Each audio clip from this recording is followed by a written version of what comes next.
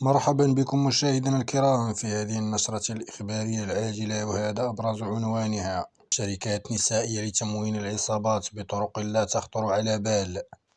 قبل الخوض في التفاصيل لا تنسوا الإعجاب بالفيديو والاشتراك بالقناة ليصلكم جديد الأخبار العاجلة. إليكم التفاصيل.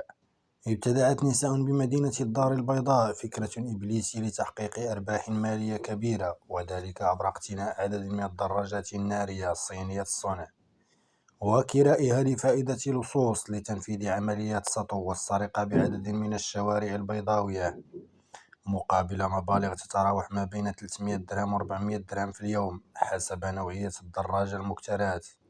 وحسب جريدة الصباح التي أوردت الخبر، فإن تقارير أمنية أعدت في هذا الصدد ورفعت إلى مسؤولين كبار في الأمن تنبه إلى هذه التجارة الجديدة التي تدر أرباحا يومية تصل إلى 1500 درهم، مشيرة إلى أن غياب أدلة ملموسة تفضح العلاقة بين المتورطات واللصوص يجعلهن بعيدات عن المساءلة، وفي الوقت نفسه قد يشجع أخريات على الاستثمار في هذا المشروع بسبب أرباحه اليومية الكبيرة.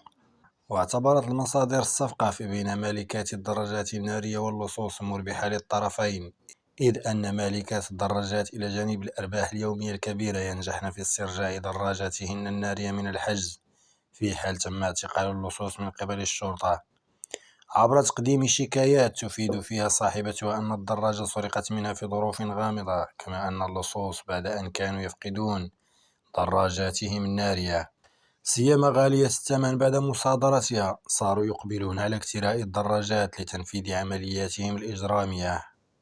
دمتم في رعاية الله، والسلام عليكم ورحمة الله.